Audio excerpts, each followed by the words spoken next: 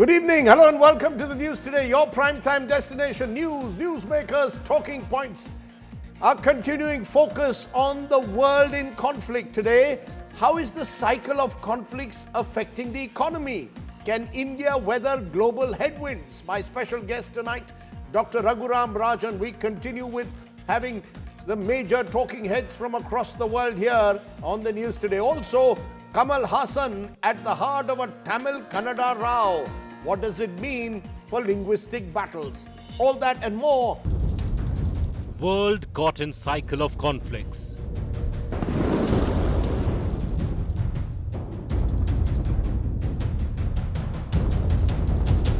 Trump's tariffs spark recession fears.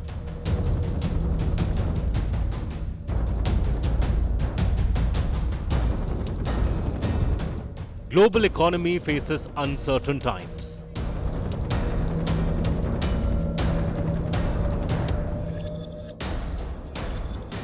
India, fastest growing economy at 6.5%.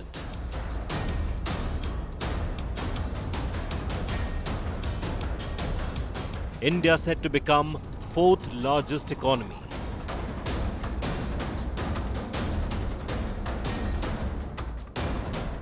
How can India weather global headwinds? That's right, our top focus today. Amidst intensifying global conflicts and tariff wars, the Indian economy has been holding up. Last week, the official GDP numbers revealed that the economy had grown at 7.4% in the January to March quarter, and the overall GDP for 2024-25 stood at 6.5%, much better than most large economies. And yet, the global headwinds now suggest multiple challenges and possible opportunities in the months ahead. What lies ahead amidst the uncertainty? To answer that critical question, tonight we have another major newsmaker, former RBI Governor and leading global economic guru, Dr. Raghuram Rajan. Listen in.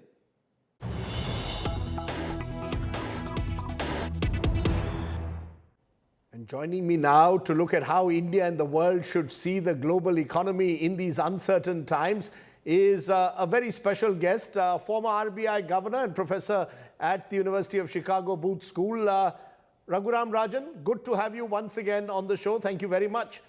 Thanks for having me. Professor Rajan, we spoke a couple of months ago, and since then, if anything, the world seems to be in an even more uncertain place. We've had the Trump tariffs still raging on, uncertainty over their future.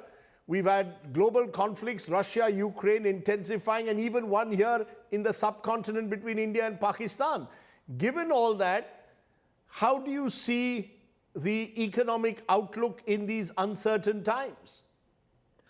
Well, for sure, some slowing is on the cards, right? We came into this year with an extraordinary performance last year, certainly in the United States, but that's sort of off the cards now with the tariffs creating an enormous amount of uncertainty, both in the United States but across the world. So if you're a business person today, where do you invest? Do you invest keeping in mind the current level of tariffs? Do you keep in mind the tariffs going back to high levels if the reciprocal tariffs go back on July 9th, 10th? Or do you sort of think of some magical negotiation which is going to bring them all down? It's hard for any business person to invest at this point, and that's part of why the uncertainty is going to slow growth.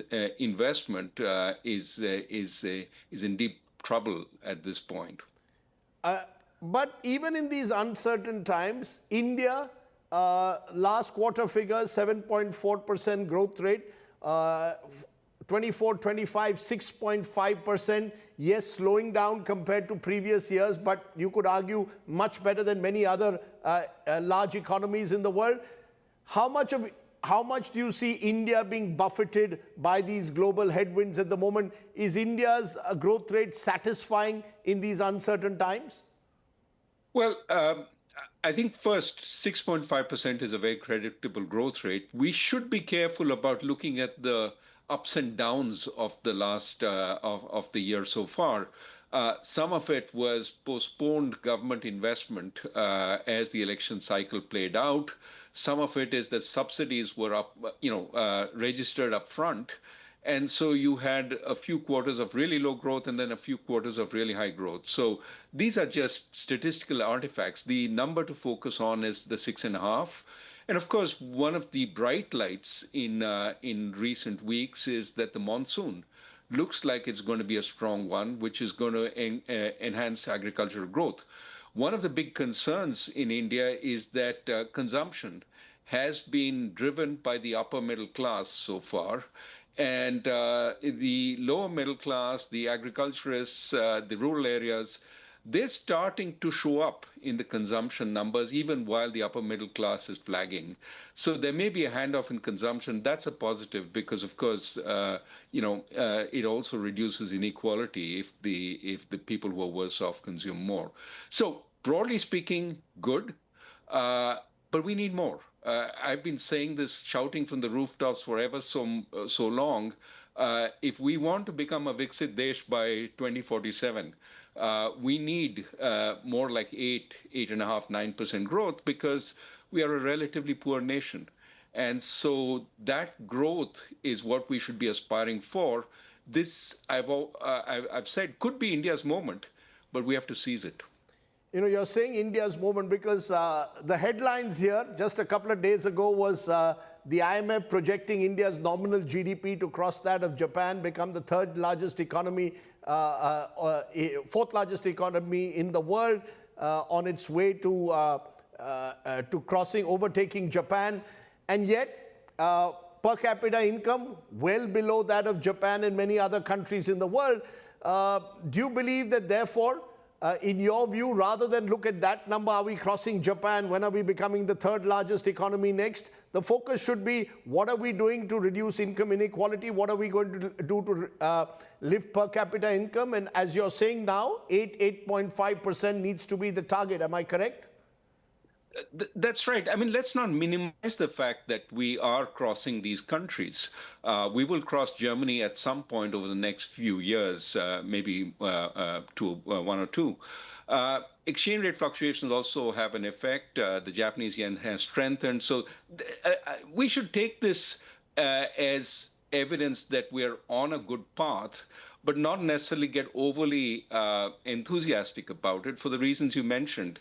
We are much poorer than these countries, and what matters to the average citizen is how wealthy they are, not aggregate GDP, because we are the most populous country in the world. So aggregate GDP, overall GDP is going to be quite high, even if every citizen is quite poor. But that said, I think going forward, there is an opportunity for us with some of the rethinking of manufacturing supply chains. There's also some possibility that with some of this actions against students across the world, not just in the United States, but many countries are now getting a little more worried about having students come in from outside. There is an opportunity for us to expand our education sector. Can we keep the students who we would otherwise send abroad and give them a first-rate education? But can we also improve the quality of our universities so that they produce more research, which is absolutely necessary for India to become an innovative nation? So I would say this is a moment of introspection. We need to think about how we look over the next 5, 10, 15 years. Certainly the manufacturing-led growth path is coming under some kind of cloud with all this protectionism. That's something we have talked about in our recent book, Breaking the Mold. But we also need every job we can get, which means we need to work very hard on skilling our population. We need to work very hard on creating new jobs in services. We need to work hard on creating new sources of exports. And that's why I think, areas like the education sector, the healthcare sector could be also new areas of focus. I'll come to the economic challenges once again in a moment, but you just mentioned about education. The entire Trump policy taking on Harvard University, trying to put a stop to all foreign student visas has troubled many in this country. You just seem to suggest that that is actually an opportunity perhaps for Indian education to raise its standards and keep students within. That's not going to be very easy. What's your overall take on what Trump is doing to the higher education system in the United States? And do you see really an opportunity here for India, or Indian students now finding it increasingly difficult to get into top-end American universities? Well, yes, it is an unfortunate action by the administration to target not just the universities, but the students within those universities, the international students. You must remember that international students coming into the United States is a big export for the United States. 45 billion is what they earned, some of which we are paying from India. When our students go there and we pay tuition fees, we're essentially paying for US education. That's been good. I don't want to fault that. US universities have benefited, Indian students have benefited and been able to get jobs across the world, but also bring back a high quality of learning to India. So this has been win-win. And it's unfortunate that that in the United States, you're seeing actions against this very source of well-being between the US and the rest of the world. It'll hurt the US for sure. I think students are already asking, do I want to be there or do I want to go to Australia or the UK, which may be a little more welcoming? But also, it is, in the longer run, getting the best and the brightest into the United States has been a big source of growth. What I am saying is, let's try and find a silver lining in this cloud. It is a cloud. But the silver lining could be that if we focus on investing more in our education, including in our best universities, and bring them to a higher plane. China did this in the last 20 years. We can do it, and we absolutely need to do it if we want to have a place in in research and development. If we want new products that we can sell to the rest of the world. These are areas where India is relatively weak. Which Indian product is sold across the world? Which Indian car has a global market? These are areas we need to focus on, and I think we can. But do you see a pushback to what Donald Trump has done with universities? Do you see American universities? You are, of course, a leading professor in one of them. Do you see a pushback in general in the next few months? I think there is a pushback, of course. I think Harvard is fighting back quite vigorously. But I think this is damaging. No matter what happens, a fight between the universities and the government, essentially students become collateral damage. Research becomes collateral damage. A lot of medical research has been halted while the government thinks about funding. This creates enormous uncertainty amongst researchers. And, I was in Singapore last week. The president of one of the universities there told me, we used to have a hit rate of 40% when we made offers to US academics. Today, the hit rate is 100%. So you are seeing a weakening of US academia. Of course, it's very strong. And if these issues are resolved quickly, I don't see a longer-term significant weakening. But people remember. And people, when offered choice between two places, will pick the place they feel more comfortable in. Okay, let's turn then to another pushback, which is tariffs. The reason we started off with tariffs and the uncertainty over it, we've just heard the US Commerce Secretary saying that the India-US trade deal is on track. He hopes to have some good news in the next few weeks. What's your sense? Because there are two types of responses to what Trump is doing. Either countries are looking him in the eye, or they are falling in line, and stronger nations seem to be willing to look him in the eye. Should India be looking Trump in the eye and seeing how can we get a win-win out of this trade deal? Do you believe this trade deal, as and when it happens, is good for India, or is this uncertainty over it one of the major headwinds we will face?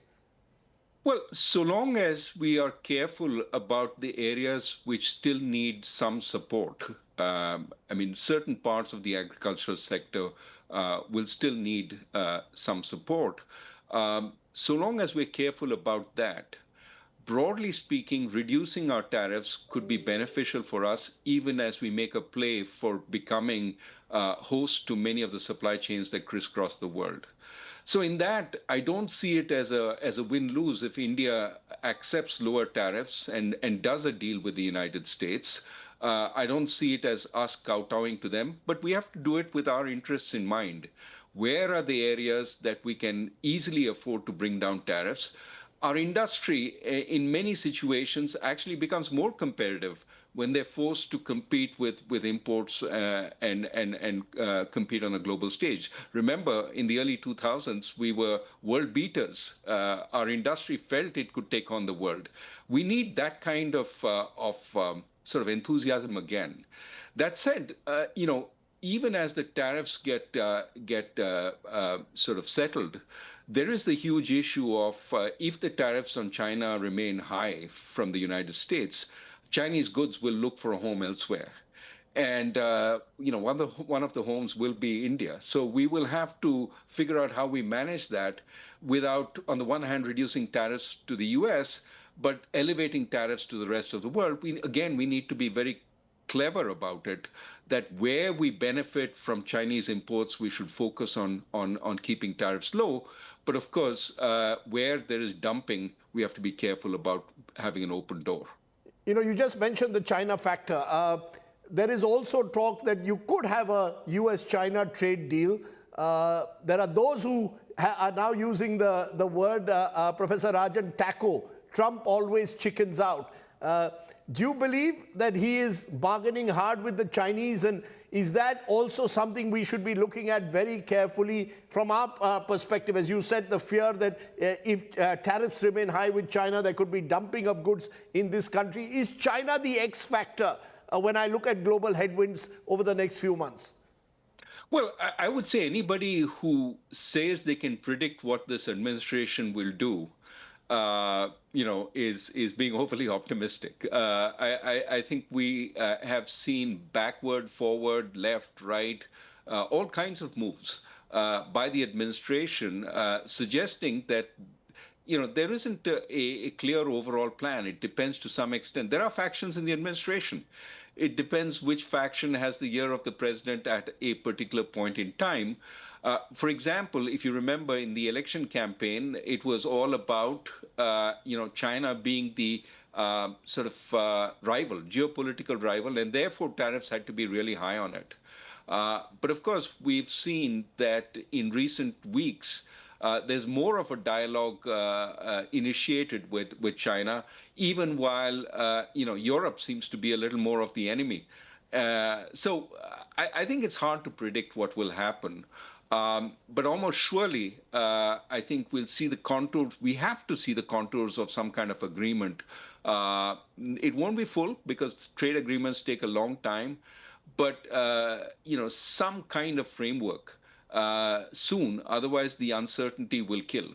Professor Rajan, there's one other potential headwind looking at the future. The recently released minutes of the US Federal Reserve meeting held in early May warned of high inflation in the United States because of Trump's policies. Now, if high inflation happens and the US goes into recession, how worrying is that for India? How should India be looking at that possibility? Well, if it's a serious downturn and that will be accompanied by job losses, I think the Fed will have, at that point, enough information to cut, and it will start cutting. What the Fed will not do is preemptive cuts, anticipating that slowdown, because the economy has been quite resilient so far. The hard data are still, maybe it changes with this Friday's labor market numbers, but the hard data in the US are still with a reasonably strong economy. So I think every estimate of growth over the coming year is down. Last year was 2.8%. This year, 1% seems like where a number of investment banks have coordinated. And 1% means you're not that far from a recession. So I think the Fed will certainly wait and see. If the recession is bad, it can cut interest rates. It has a fair amount of ammunition. But there's no offsetting the kinds of headwinds that we talked about earlier, which is issues like the uncertainty, about tariffs, the uncertainty about government policy and investments. So, the Fed can do a little bit, but it could be that, the downturn is hard to sort of offset, at least for a while. But At what's this your point, sense? Is America, Yeah. is the fear of recession real? It is. It is because your sort of baseline estimate of growth is much lower than it was at the beginning of the year as a result of what has happened so far. So you're flirting more with recession. Is it a certainty? No, absolutely not.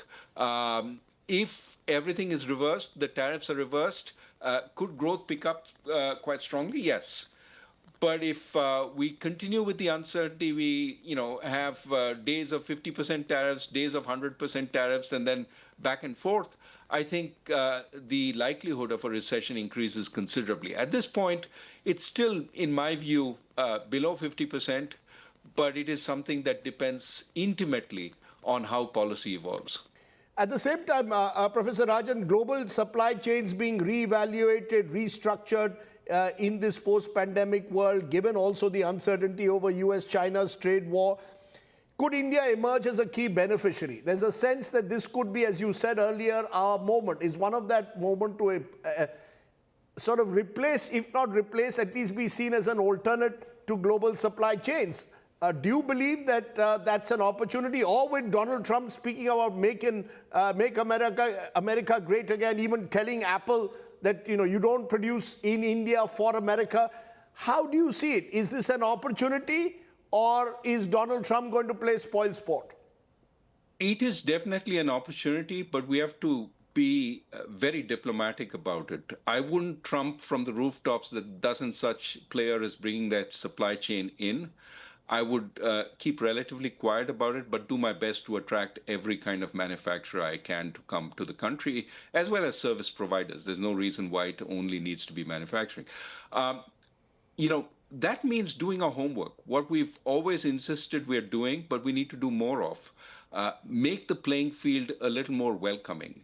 Stop having tax demands on business people which come out of the blue, which vitiate all their operations for many years. I mean, have some control. I mean, this is something that even within the government, you hear sort of worries about this kind of tax demand coming, but the government needs to control its tax authorities.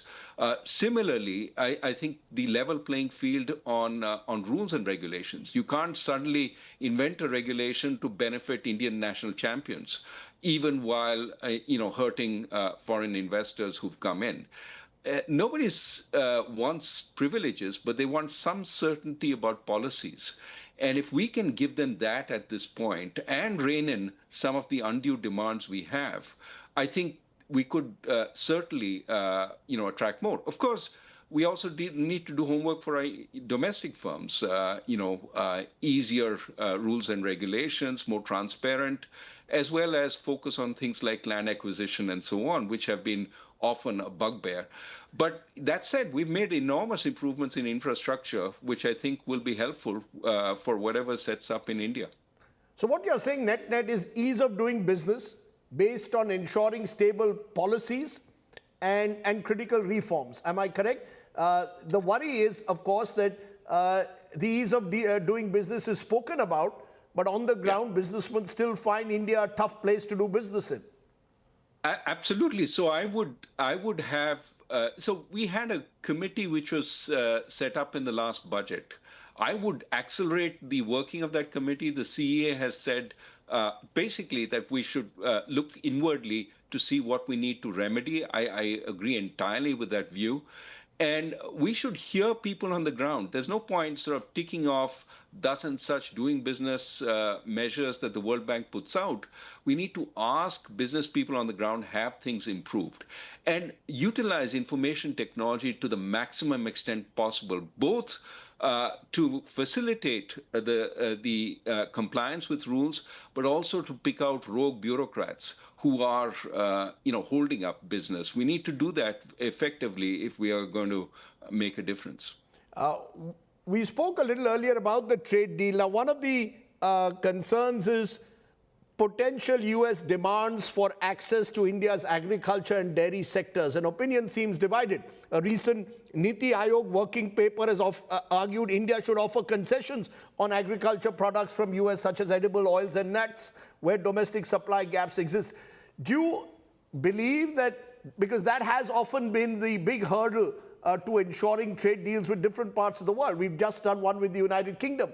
Do you believe it's time to open up agriculture as well? Should there be a full-blown trade deal with the United States, or do we go step by step? We should introspect and open up judiciously.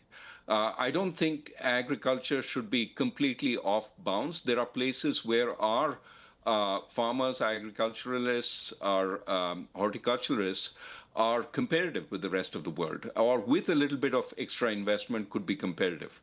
I think that should be seen as an opportunity, and to the extent that we can, do deals where they open up also, even as we open up, it may benefit both countries. But that requires looking at each and every sector with a close eye and not going in with, even the word that you use, concession.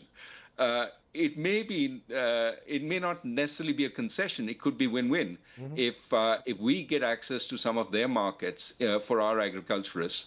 We need to take them into confidence. We need to persuade, but it doesn't need to be that every time we reduce an agricultural tariff, that's a loss for India.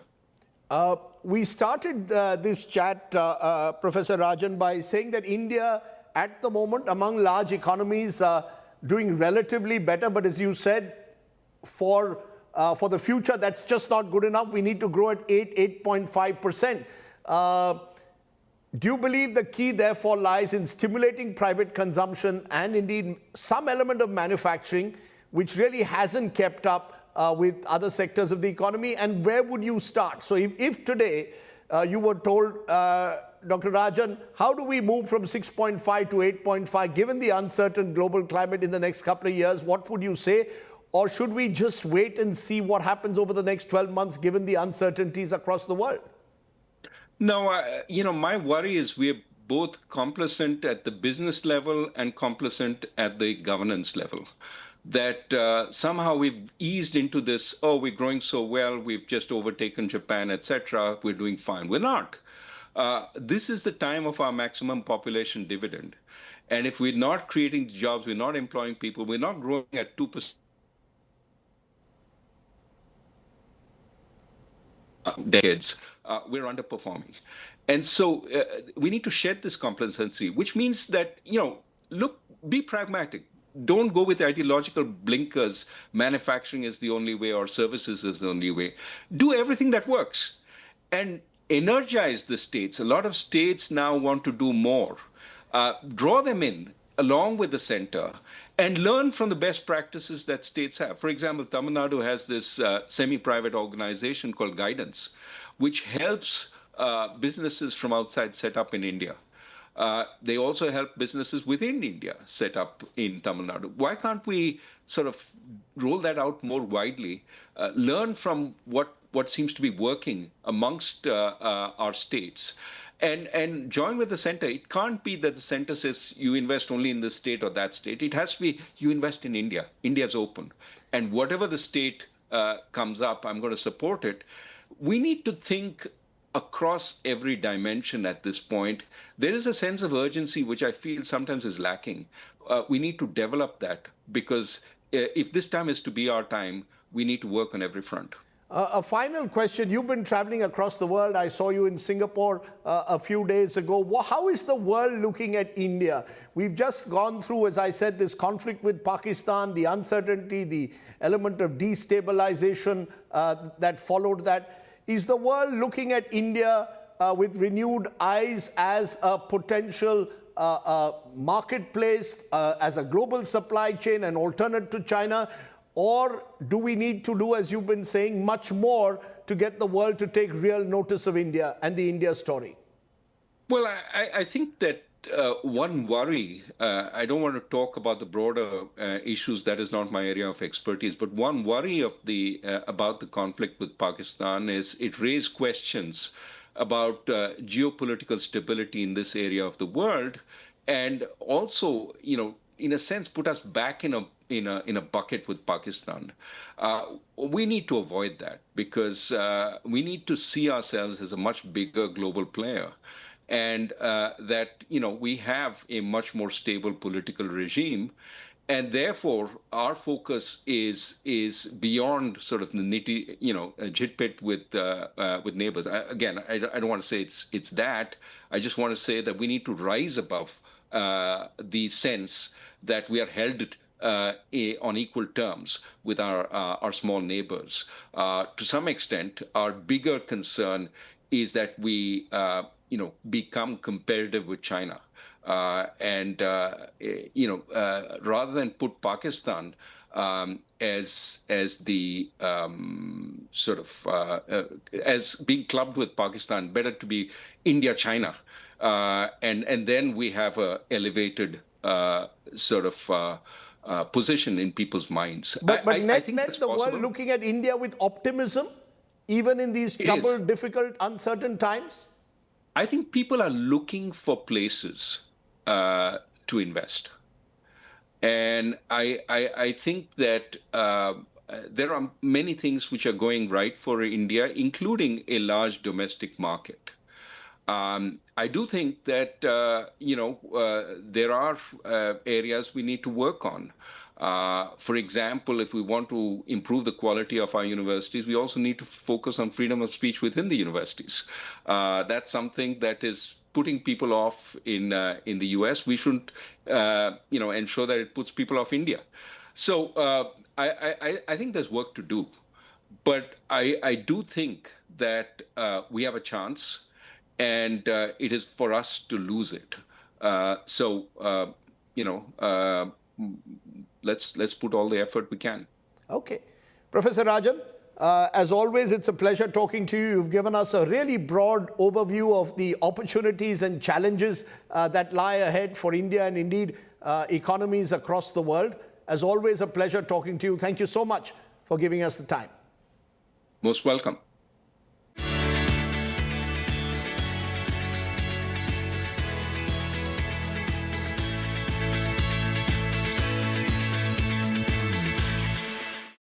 Okay, from that interview, very illuminating on the state of global economies and India's challenges and opportunities, let's turn back home to a big political story where actor-politician Kamal Haasan's row with his recent statement that Kannada was born out of Tamil refuses to die down.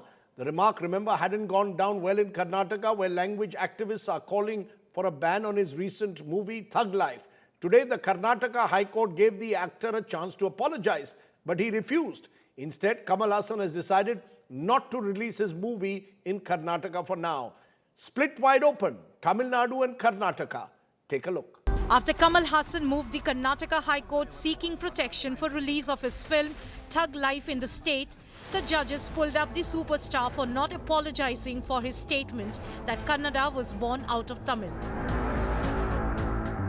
Kamal, however, is defiant.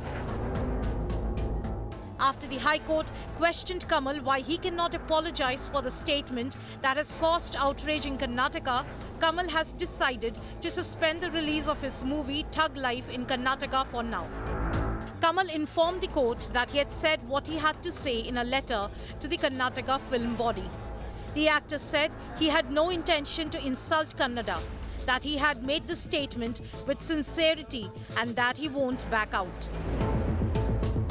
Following Kamal's submission, the court told the actor that an apology should have been out of grace and that Kamal was sticking to his ego. The court also told Kamal that there were many ways to clarify things, but only one way of apologizing. Adjourning the hearing, the High Court asked Kamal to hold talks with the Karnataka Film Chamber and decide on the release of the movie.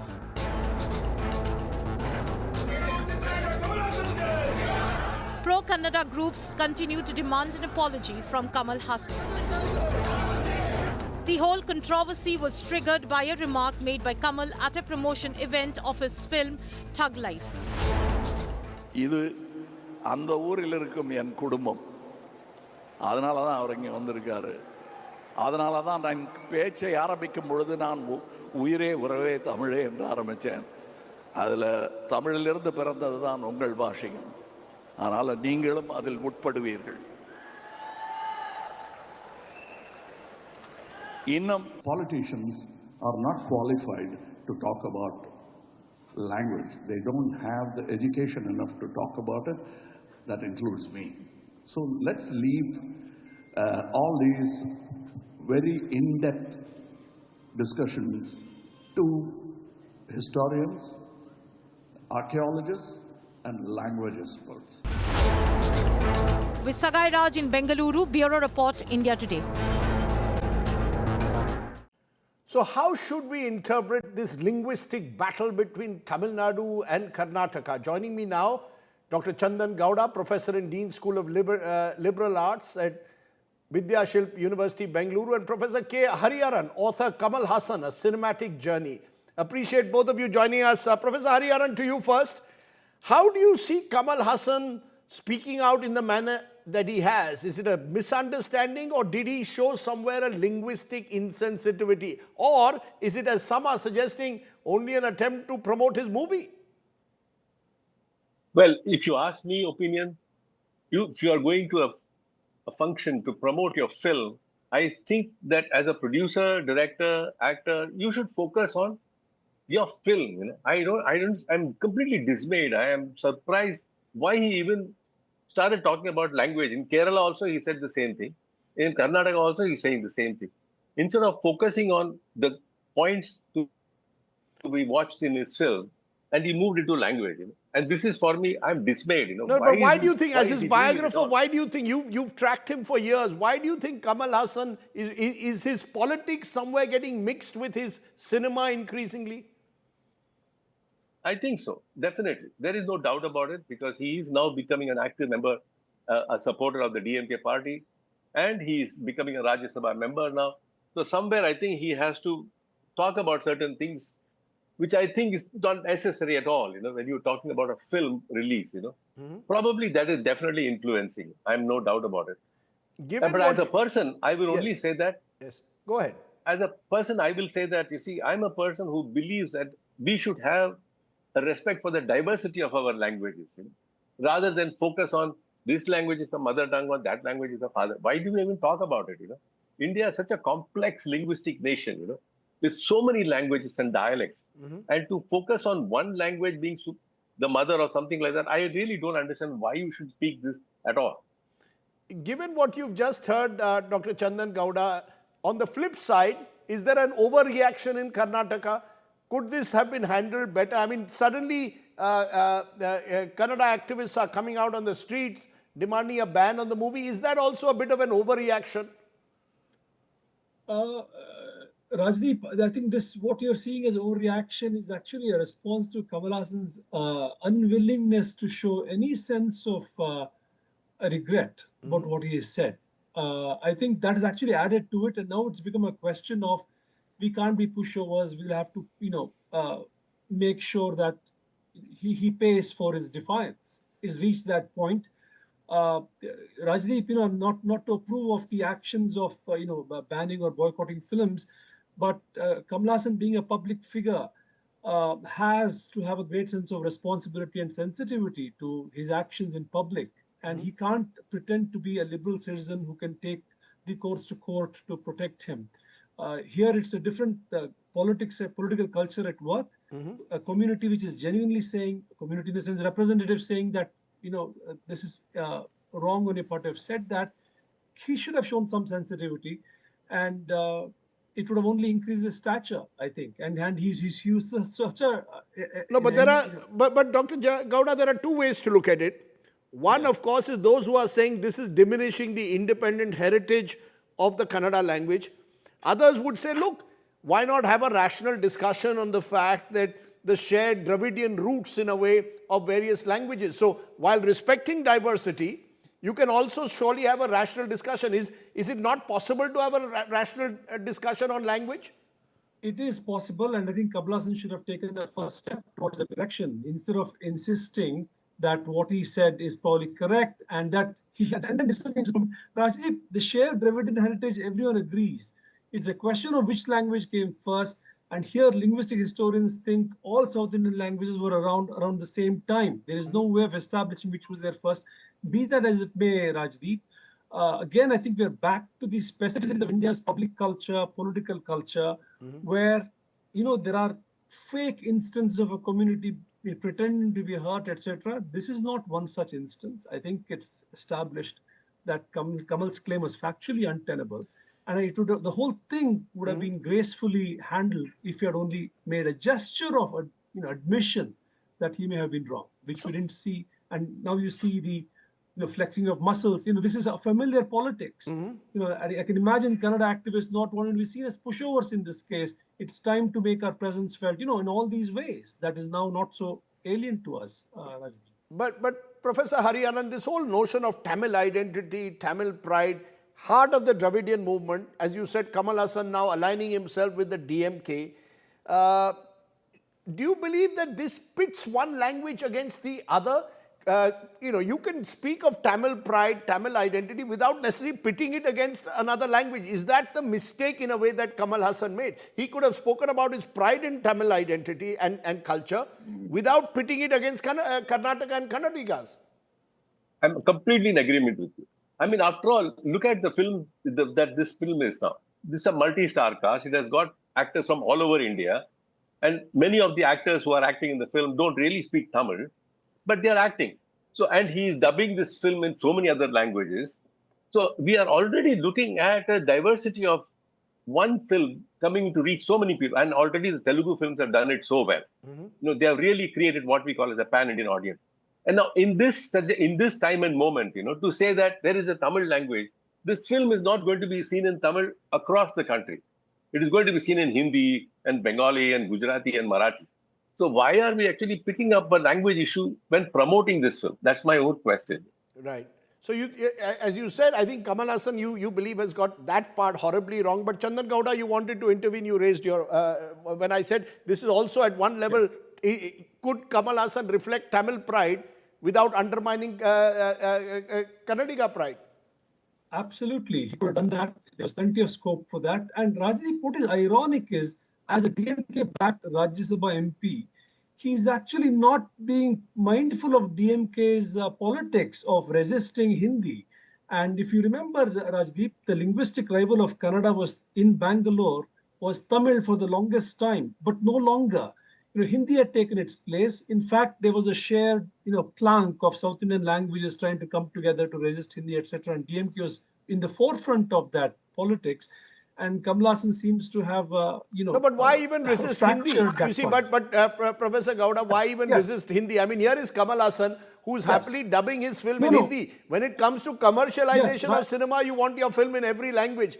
I mean, has the time come to move away from these linguistic battles, pitting one language against the other? I agree. It's not, Hindi is not to be othered like that. The politics of Hindi imposition is to be protested, Rajdeep, not the speakers of Hindi themselves, who may not have anything to do with the, these larger politics of pushing languages against each other. You're absolutely right. I didn't want to make it seem like I take language your point. Communities are at war. I take your point. Mr. Hariharan, as his biographer, would you advise Kamal Haasan then to apologize? If you were in Kamal Haasan's place, he's abroad at the moment, film not being shown in Karnataka, this battle, the court also today asking him to apologize. Do you believe it's become an ego battle now? It is. There is no, I think so. It's very clear. I think what he should do is just go. For me, the key person there is Shiv Kumar, Shivraj Kumar. If he goes and embraces him and he says, just forget this and get into the movie business, I think a lot of things would be solved. He has to have it at his equation, you see. A court intervening in this thing is just making it messier. Right. Well, I hope that Kamal Haasan is listening to some sane voices. This is a moment where you actually need to celebrate India's linguistic diversity, particularly when a film like this is being released in multiple languages. The last thing we need is a linguistic conflict being caused by an actor's comments, an actor turned politician. Chandan Gowda, Professor Hariharan, both of you, appreciate you joining us here on My Talking Point this evening. Thank you so much. Let's turn to our Get Real India story, and it comes from the state of Rajasthan, where about 18,000 scooties meant for meritorious schoolgirls in the state are now lying unused and gathering dust. The BJP-led Rajasthan government has alleged irregularities in the scheme that were first announced by the previous Congress-led Gehlot government and has now started distributing new scooties under its own scheme. But what happens to the old one? Let's take a look at tonight's Get Real India story.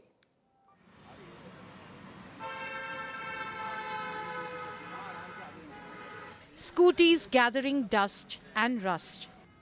Over 18,000 of them meant to be distributed among meritorious girls from class 12 are lying in open grounds and warehouses across Rajasthan becoming junk.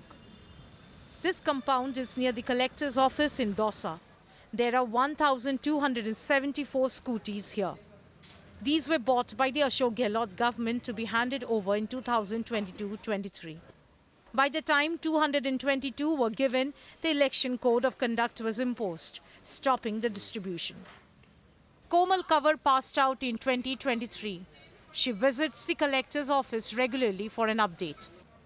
मेरा नाम कोमल कंवर है और 2022-23 में मेरे 12th में 88% बनी थी, तो तब से ही स्कूटी का हो रहा है इंतजार। 2023 में सब हो गया था फाइनल, पर अभी तक स्कूटी नहीं आई है। अभी कुछ सरकार तो कुछ जवाब दे नहीं रही है।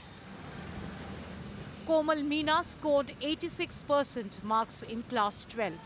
Next year, she will complete graduation. Scooty मिल जाती तो आने जाने में कोई परेशानी नहीं होती है। आने जाने में परेशानी होती है कॉलेज के लिए। मैं 3-4 साल से वेट कर रही हूँ स्कूटी का। स्कूटी यहाँ पे आके देखते हैं तो कुछ बोलते नहीं है, ऐसे बोलते मिल जाएगी। इनका वो भी ख़त्म हो गई, इंश्योरेंस भी ख़त्म हो गया इनका। वर्तमान में क्योंकि हमारे हायर अथॉरिटीज़ से रोक है, इस वजह से हमारे जो कॉलेज प्रशासन जो इसका नोडल है वो इसको बांट नहीं पा रहा है। इस संबंध में कॉलेज प्रशासन द्वारा हमारे द्वारा भी जो है कि हमारे उच्च अधिकारी को अवगत करवाते हुए पत्र लिखा गया है। In Baswara, the scooties are lying in an open yard where shrubs have outgrown the vehicles. But what explains this rot? The Ashok Gehlot government purchased 33,000 scooties for distribution in 2022-23 and 2023-24. Around 15,000 were distributed before the election code set in. The new BJP government, headed by Bhajan Lal Sharma, ordered an investigation into the purchase of scooties by the previous government, alleging corruption. Meanwhile, the BJP government started distributing scooties to students of 2024-25 session. जिस तरह से पिछली सरकार के द्वारा जो उनको contract tender दिए गए थे, उनमें कई खामियां थी और उन कंपनियों के जो भी पेनल्टी लगाकर अभी उनका प्रोसेस चालू है। एक सेशन की बाकी है, बाकी हमने सारी स्कूटियां वितरित कर दी है। Caught in the political crossfire are young students like Komal. Their aspirations, unfortunately, will have to take the back seat. With Sharat Kumar, Rajesh Soni and Suresh Faujdar, Bureau Report, India Today. Let's turn from there to our continuing focus on the floods that have hit the states of the northeast of the country. The death toll has now crossed 35. Over 5 lakh people have been affected across the region. Here is tonight's ground report, once again from the flood-hit northeast states.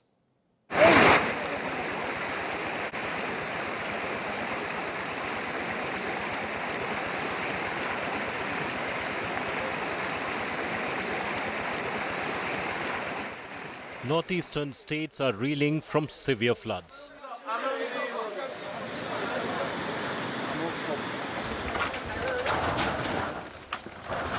At least 36 people have died and over 5.5 lakh people have been affected across the region.